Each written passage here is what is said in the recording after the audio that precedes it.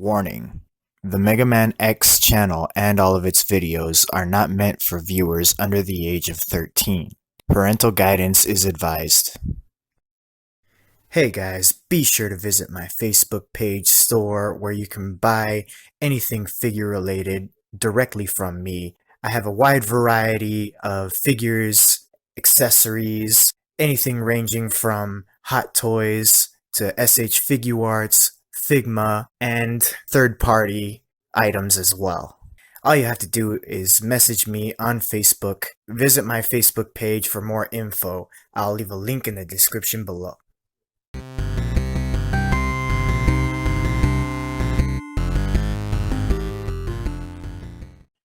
How's it going, my fellow collectors? It's me again, bringing you another Hot Toys figure review. And this time it's going to be of the TMS-015, the Mandalorian from the show Star Wars The Mandalorian. This is the deluxe version. Now, before I start this review, I just want to say something. Don't ever buy from Sideshow Collectibles. If you can help it, try to buy from somewhere else. Because I got this figure from Sideshow, and I just reminded myself why I don't shop there anymore. I pre-ordered this figure on there, and most of the time when I pre-order a figure, no matter where I pre-order it, I always like to pay the whole thing off up front. Everything, just put it all down, because I don't really like to owe money to anyone. So I usually just like to get it all out of the way and pay it all up front. And with Sideshow, they didn't let me do that. I could only pay the price for the figure plus the tax, and that's it. And basically, they were saying that they couldn't charge me anymore because they didn't know how much the shipping was going to be. But how hard is it to just look up how much the shipping is going to be? I mean, I live in the same state as where they shipped it from. And they said some other kind of excuse, I don't know. I mean, they have all the necessary information. They have the dimensions of the box, the weight, all of that. That's all you need to look up how much something is going to be to ship. Anyway, the point is that they didn't let me pay the entire amount. So I had to wait until they had the figure in stock. And I didn't even know how much it was going to be. They didn't tell me. And at first, I think it said that it was going to be 18 bucks. And then I think they said it was going to be 20. And finally, when they decided to ship it, it ended up being over 40 bucks. I mean, really, Sideshow? How? Like I said, they were shipping it from the same state where I live. I mean, is it really going to be that much money just to ship it? And even if it was that much, why don't you just let me know ahead of time? Not when you're going to ship it, like the same day. It's only about a 2-hour drive from where I live. Come on, man. So yeah, if you guys can help it, don't buy from Sideshow. I had to do it. I had to do it with this figure because it was sold out everywhere else. I was late to the game on picking up this figure. So it was pretty much a last resort for me. You guys got better options to buy from. I mean, you got Big Bad Toy Store, and they only charge a flat rate of $4 for shipping, no matter what you're buying or what pile of loot that you have, how many things you're getting. It's always the same price of $4 shipping. Plus, they double box all of your figures and whatever you're buying. And they let you pay all up front once they have whatever figure is in stock. And you also have Alter Ego Comics, which they usually have free shipping. If you're just going to buy like one figure or something like that, it's usually free shipping, which is awesome. And they let you pay all up front also. So both of those are better options, definitely. I mean, with Sideshow, it's like you're paying Hong Kong prices, like if they're being shipped directly from Hong Kong. but that's not the case. Sideshow's headquarters is right here in the United States. I mean, what is that, you know? Anyway, enough of my ranting. The rant is over, let's get into the review. The Mandalorian show, great show, I gotta tell you guys. What Jon Favreau and Dave Filoni have thought of is really, really good. The story is really intriguing.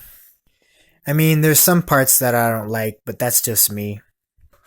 I know that there are a lot of fans out there who love the Clone Wars TV show, and that's what The Mandalorian does a lot of references to. But honestly, guys, that the Clone Wars is just not for me. It's not my cup of tea. But anyway, like I said, this show is really, really good. If you haven't seen it, I highly recommend it. You know, them going for the lone wolf, outlaw slash samurai. That pretty much sums up old Buckethead here. So for the source information, I'm going to have to give it an 8 out of 10. Only because there are certain parts of the show that I don't really like. But it's subjective to anyone's point of view. And that's just me giving you guys my score. So that does it for the source information. Now we're going to move on to packaging. Alright, moving on to packaging. We get an image of the figure here, front and center, with little baby Grogu by his side in the hover pram. And right below that, we get the Star Wars logo with a reflective finish. And then we have the sash running around all along the bottom of the box with another image of the Mandalorian figure. And it says Star Wars TMS-015, The Mandalorian and the Child, Deluxe version. Another image of the figure on the side holding the Camtono with the Disney logo. And a continuation of what's on the front on the other side. And on the back, you get all the information from all the retailers that sell Hot Toys. And then on the top, another Star Wars logo, and on the bottom, another Star Wars logo. And then once we open it up, we get a slip cover showing the figure and baby Grogu. Basically recreating the first time both of them meet. On the bottom, you get the Star Wars logo again and the usual mumbo jumbo. And once we remove the slipcover, you get the blister or clamshell, which holds the figure and all of its accessories. So yeah, it's pretty uniform to the rest of the Hot Toys Star Wars line. Nothing much really different. But for what it is, I'll give it a 6 out of 10. There's nothing really much different from other figures or unique. It's your usual Star Wars box. So there you go, guys. Alright, moving on to the next category. Okay, so we've made it to the category of likeness. Now, I can't imagine that it was that difficult for Hot Toys to sculpt this head sculpt. I mean, it's only a helmet. But still, they did a good job. They got the proportions right, and it looks really accurate to how he looked in the show. It is a little different from the Durasteel version of Mandalorian, because that helmet had a little bit more weathering to it. I guess this one was a newly forged Beskar helmet. So, not much else to say really about this helmet. It's pretty good. A lot of people complain about the metallic finish that they gave it. They say that it should have been a chrome finish, kind of like the Terminator endoskeleton from Terminator Genesis. But we'll get more into that in the outfit category. Just know that the likeness is going to get a 10 out of 10. So to talk you guys through this pose, basically I'm just recreating the scene where Din Djarin is turning in his bounty, which is Grogu. And the guy that works for the Remnant, he's paying Din Djarin with the Beskar plates, and they're about to make an exchange. But the Mandalorian is suspicious of what will happen once he leaves Grogu. Okay, so there you go. We'll move on to the next category. Okay, so we've made it to the category of outfit. But before we start talking about the outfit, I just want to talk about this pose really quick. This is basically just a part 2 of the previous pose, where he was doing the deal, where he was trading baby Grogu for the Beskar plates. He basically says no deal, flips over the table, and starts blasting away with his rifle. And Grogu just seals himself up in the hoverpram. Okay, so let's start talking about the outfit. There's been a lot of contention on this subject. A lot of people seem to have issues with the outfit. A lot of people saying that the Beskar armor should have been a chrome finish instead of a metallic finish, like I said before, during the likeness category. And they've also been saying that the Under Armour suit should have been a brown color instead of a dark gray, which you see here. People have been saying that that's not accurate to the show, but I've looked up some still shot photos of the show, and I've gone back and watched a couple scenes from the show, and the outfit doesn't always look the same in every scene. Like when he's outside in the sun, sometimes it does look like a brown color, the Under Armour suit. And sometimes when he's indoors, like in dark areas, it does look this color, like a dark gray. For example, when he's walking around the hallways of Imperial ships and such. Yeah, it looks like a dark gray color. And I could say the same thing about the finish on the Beskar armor. Yeah, it does look chrome in certain scenes, like very reflective, but in other scenes it looks like this, like a plain metallic color. I'll put up some images so you can see what I'm talking about. So as you can see, sometimes it is a chrome finish and sometimes it's not. And sometimes the Under Armour suit is a brown color and sometimes it's a dark gray. Maybe the flap near the crotch area could have been a little bit darker, but that's just a minor nitpick. Other than that, I think I have to give it 100% because that's what it looks like to me. 100% accuracy. So yeah, I'm going to give it a 10 out of 10. I'm just going to give you guys one more going over of this pose. You can see when he flipped the table over, he knocked the Camtono off, and one of the Beskar plates came flying out of it. Alright, so that takes care of the outfit, and now we're going to move on to the next category. Alright, so we've made it to the category of articulation. And this is another subject that was the topic of contention among collectors. Now, before I got this figure, I started to believe what collectors were saying about the articulation of this figure. They were saying that you couldn't really rotate the shoulders upward that much. You can't rotate them very far up or very far outward. And I have to tell you guys that that's really not the case.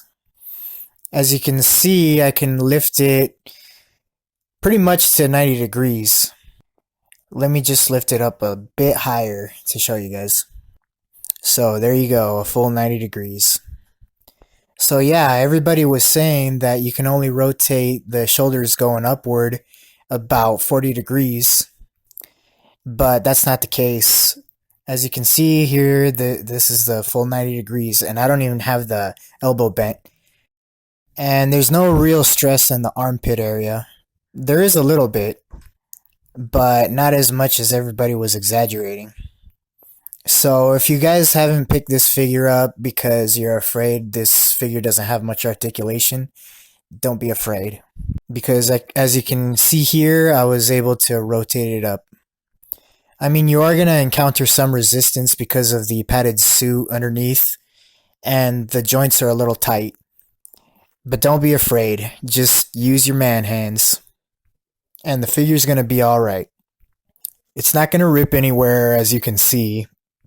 Of course, you have to be careful. Don't just force it up in one go, What I did was I slowly rotated it up, and once I started encountering the resistance, just rotate the sleeve of the Under Armour downward.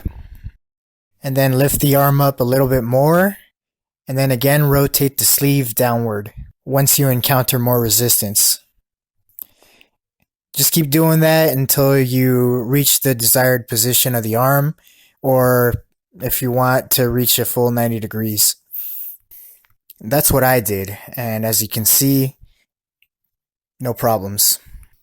The arm is perfect. So you'll definitely be able to get him in some pretty cool poses, like if he's aiming his blaster pistol, shooting his flamethrower, or shooting his whistling birds. I mean, I already showed you guys in the first pose of this review where he was aiming his blaster pistol. And also in the category of outfit, you saw that he was able to hold up his rifle with no problems either. He was aiming down sights with no problems. So yeah, don't be afraid, guys. And you don't need to do any modifications. You don't need to remove the fat suit and all this other stuff that people are doing. Plus, when you remove the padded suit, it makes the figure look a lot baggier. His clothes are all loose and everything. I prefer him to look bulky like this. And I know people are saying that you can cut certain sections of the padded suit out and that you don't need to remove it completely. But you don't need to remove small sections either. You could just leave the padded suit on and it works fine. It is true that the arms won't be able to lift outward 90 degrees. If you're trying to lift the arms down going outward like this, he won't do a full 90 degree bend that way, like that. But he will bend it a full 90 degrees going forward like this. And if you want to rotate it backward, just do the same thing. Just slowly rotate it backward and rotate the sleeve, just as I explained before. Now, he can't bend it too far backwards, maybe close to 40 degrees, but he can't bend it too far backward. But that's enough about the shoulders. We'll move on to the head. He gets pretty good rotation on that. A full 360 degrees around. He's got a good pivot, and he's good at looking up and looking down. And then the elbow has got a double bend. And he's got basic Hot Toys wrist peg movement. And he's got slight ab crunch. Not much because of the armor. And he can twist just a little bit as well. And as for the legs, he can kick up pretty good. And he can kick outward pretty good as well too. And he can kick backwards slightly, not much. As you guys saw in the category of outfit, you can get him to kneel down with no problems. When I had him in that crouching position when he was blasting his rifle. And he's got double bend knees as well. And as for the articulation on the ankles, they're really good too. You can get him to stand up without a base. Really tight joints, which is good. You can bend his feet upward pretty good, downward pretty good as well, and he's got good pivot. So yeah, not as bad as what collectors were saying. I just do wish that we were able to bend the shoulders down going that way, a full 90 degrees. But sadly, that's not the case. So I think I'm going to give the articulation an 8 out of 10. Another reason why I don't want to remove the padded suit is because when Hot Toys puts the pre-order up for the Season 2 Mandalorian with the updated suit, I'm definitely going to be getting that. And most likely when that happens, I'm probably going to be selling this one. Alright guys, so that takes care of the articulation. Stick around and we'll move on to the next category. Alright, so we've reached the final category, which is accessories. And I gotta tell you guys, this figure comes with a boatload of stuff. I mean, rightfully so, because this is the deluxe version. And yes, I have to say that if you had to choose between getting the regular version and the deluxe version, I'd say definitely go with the deluxe version. Because you get twice as much as what you would get with the normal version. So to start off, we're going to go over the accessories that are on him right now. So to start, he's got the helmet flashlight on him right now. He's got the whistling birds effect that goes onto his gauntlet. He's got one thermal detonator that you can remove from his belt there. And in his holster, you see he has his Blastech IB-94 blaster pistol, which is actually just a dressed up Bergman 1894 pistol. And he also comes with his Rising Phoenix jetpack, which is magnetized, so you can attach it to his back with a magnet. So those are all the accessories that are on him. Now we're going to move on to everything else. First off, he comes with this baby Grogu. And I had to tell you guys that I'm kind of disappointed with how he looks. I'm surprised nobody else said anything, but I may be in the minority when I say this. It's just the way he looks. It's fine. It's accurate to how he looked in the show, but it just looks too toyish. You can see the glossiness on his skin. It doesn't look like real skin. And then also, he doesn't have any hair. He's not supposed to be bald like this. And also, they gave him plastic clothing as well. It's all plastic. And it's not articulated, except for the head. You can swivel it, and he can look up and he can look down. But, I don't mind it being a static figure, that it doesn't have no articulation really. It's just the look of it that bothers me. It just looks too toyish. The DX-13 Terminator had a similar problem. The M79 grenade launcher that came with that also looked really toyish. The detail was pretty bad. It just looked like a toy. And both of these Grogu figures, they suffer from the same thing. I know Hot Toys could have done a better job. The Grogu that's in the hover pram has got the same problem. Other than that, he has the Mythosaur necklace that you can put on him. It doesn't come on him out of the packaging. You have to remove the head and put the necklace on, put the head back on. Moving on from that, we get the Camtono, which is basically an ice cream maker machine. And this I really like. Not to mention that it lights up. So that's really awesome. And it's got good weathering on it. And I'm going to show you how to open this up because I've seen a couple collectors that are not opening this up properly.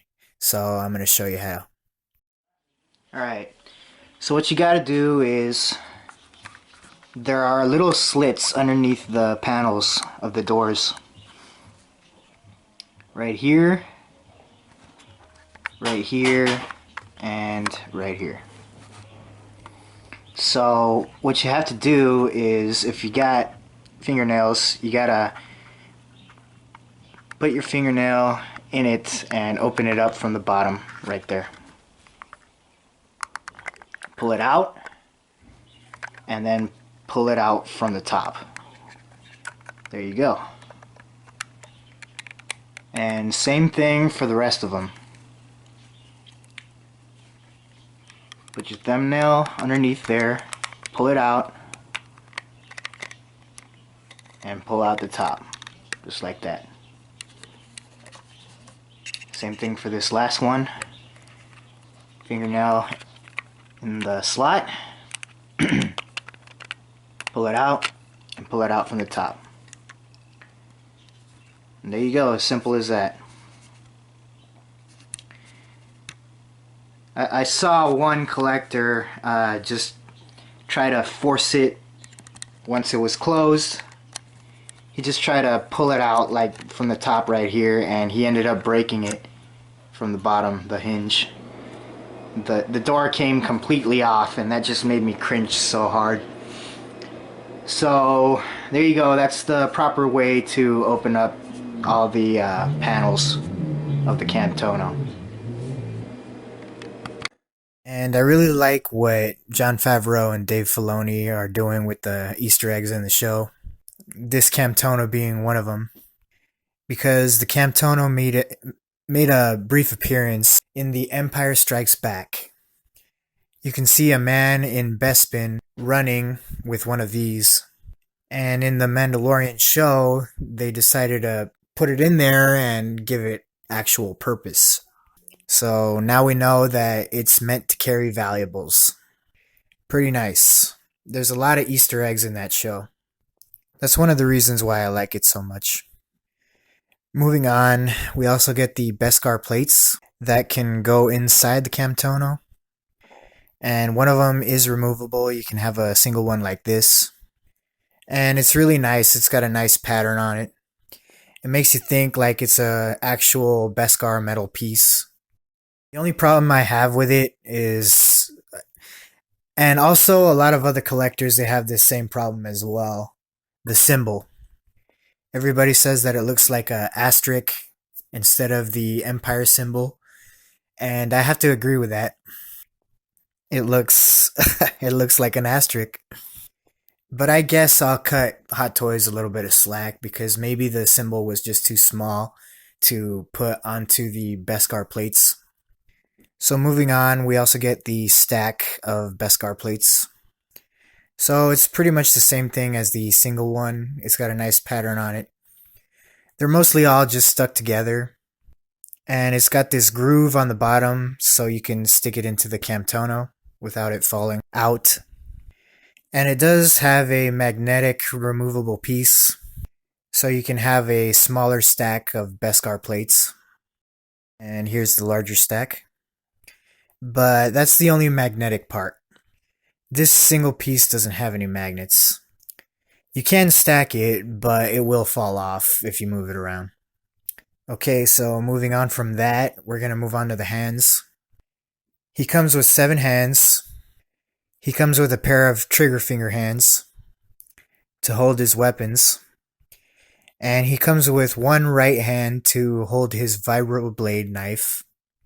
And he also comes with a pair of relaxed hands, and these do come on him out of the packaging. And all of the hands are very nicely painted and sculpted. They're molded to make it look like they're leather gloves, but in reality it's molded plastic. And I think these are the gloves that short troopers wear. I'm not sure. If I'm wrong, somebody correct me in the comments, but I'm fairly sure that these are the gloves that short troopers wear. He also comes with a pair of fists, which are currently on the figure. He also comes with a spare pair of wrist pegs, just in case you break the ones he's wearing. And in this little bag also comes a spare pair of buttons, just in case the ones on the outfit fall off. You have some spares in this little bag. And it also comes with these little clear plastic pegs. You might be wondering what those are for. These are extra neck pegs for baby Grogu. So if you break the neck pegs that are on him right now, Hot Toys provides you with 2 extras, which is really nice. They didn't have to do that, but they did. And here is the vibroblade knife that the Mandalorian uses to fight the Mudhorn beast. I don't know why Hot Toys gave it to the Beskar Mandalorian version. I think they should have given it to the Durasteel armored version. It's kind of backwards how they have it because the Durasteel armored version didn't come with a vibroblade knife. But oh well. He also comes with the tracking fob. This is another piece why I'm puzzled why the Beskar armored version comes with this. He didn't really use the tracking fob once he was wearing the Beskar armor. But, you know, whatever. And this is the piece that comes on his helmet out of the packaging. It's just the regular part of his helmet. So if you didn't want him wearing this flashlight, this is what you would put on him. And he also comes with the active whistling birds that are ready to fire. So these are the ones that are activated. And these are the whistling birds that are deactivated. So if you want him to look like he's getting ready to shoot the whistling birds, you would put this piece on it. And those would go on his gauntlet. And here's something else that I hear a lot of collectors complaining about. I kind of ranted on this on the Qui-Gon Jinn figure review about the holograms. There was a lot of collectors that I saw complaining about this. I don't get why Mandalorian would come with his own hologram. It doesn't make any sense to me. That's the popular complaint. Like I said before, guys, we're getting more accessories at no extra charge. I'd rather get more accessories than less. You shouldn't complain. I could think of a lot of ways you could use this hologram. It doesn't have to go with the figure that it comes with. You can use this hologram on the upcoming Hot Toys Moff Gideon figure. If you guys remember in the show, the Mandalorian sent a hologram message to Moff Gideon saying that he was coming for him because he had kidnapped Grogu. And he was basically saying to him that he had made a mistake and now he was coming for him. So you can use this with Moff Gideon. And I'm pretty sure that Hot Toys is going to be making a Mandalorian armor soon, which is where this hologram is based from. So you could use this hologram with that figure. There's a bunch of different ways you can use this hologram, so don't complain about it. Alright, rant over. We're going to move on to the next accessory. He comes with this extra shoulder piece, so it doesn't have the Mudhorn symbol on it. This is basically what the Mandalorian wore before he fought the Mudhorn. And I have the Mudhorn shoulder piece on him right now. And he also comes with this grappling hook that you can make it look like he's shooting out of his gauntlet, which is really nice. And he also comes with 3 tiny batteries for the Camtono light up feature. And he also comes with 2 blast effects for his Rising Phoenix jetpack. So you would just stick these into the exhaust ports on his jetpack to make it look like he's flying. And he also comes with the flamethrower flame effect, which is really, really nice. I like this a lot. You can see how it glows in the light, which is really nice. So he also comes with this hover pram. It's really nice. It comes with a good paint job and weathering effects on it. This tiny Grogu figure is magnetized, so it won't fall out if you tip over the hover pram.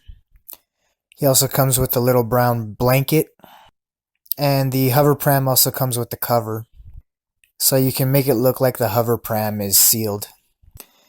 And his base is pretty standard for Star Wars. Almost every Star Wars figure comes with this sand base with 2 indentations of where the feet would go. Hot Toys has used this a million times with most of their Star Wars figures.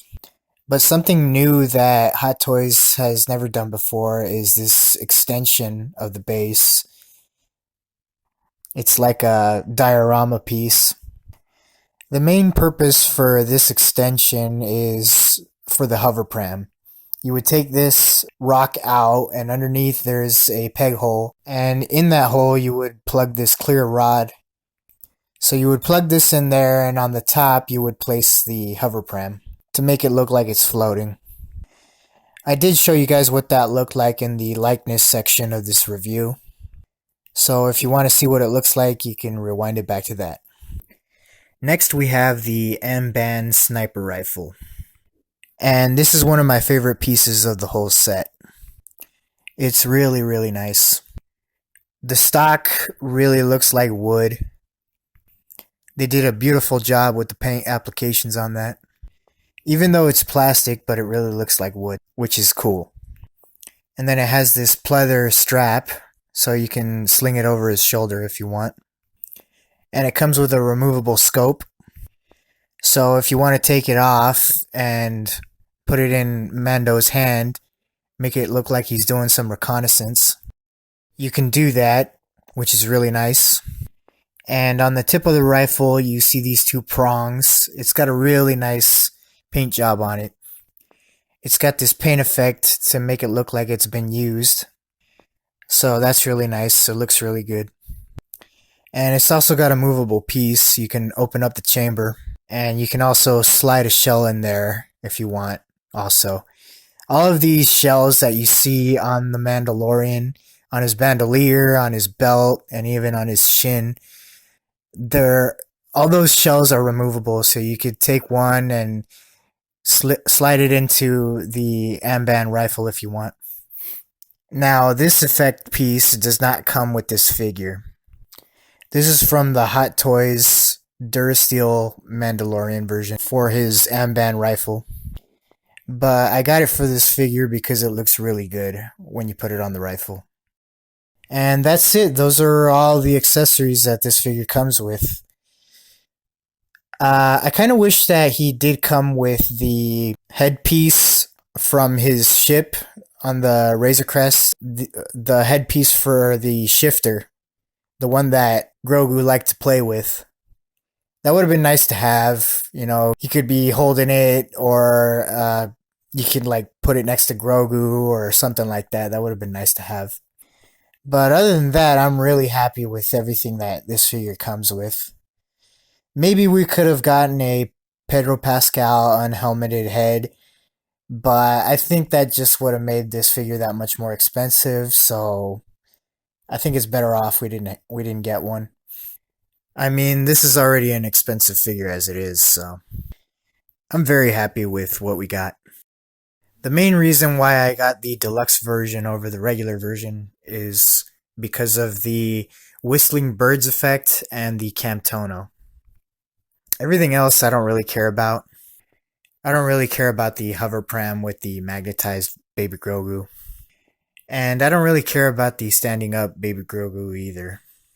Even though that one comes with the regular set. I could have done without it too. Only because of what I said earlier, it doesn't really look good. When you have him standing next to the Mandalorian, it kills the illusion. Like it's not real, you know, because it looks like a toy. If it would have been made better, then I would have liked it. And I would have wanted it to come with the figure, but as it is now, I don't really care about it. The IB-94 blaster pistol doesn't have any moving parts like the rifle. It's basically the exact same thing as the Durasteel armor version of the Mandalorian. And that's about it. So for the accessories, I'm going to give it a 10 out of 10. Alright guys, so stick with me and we're going to add up the scores and wrap up this review. So to add up the scores and wrap up this review guys, this figure gets a 52 out of 60. So yeah, not a bad score at all. I do really recommend this figure, but if I were you, I would just wait until the Season 2 version comes out of this figure with the updated armor. But if you really like Season 1, or at least the end of Season 1, I highly recommend this figure. So that's about it, guys. That's another review done and in the bag. I want to thank you all for tuning in. And if you liked the video, please give it a thumbs up. And if you haven't subscribed, please do so. And don't forget to ring the bell for notifications of my latest videos. But until next time, guys, I shall catch you all later on the tube. Alright, bye, guys. This is the way. Patu.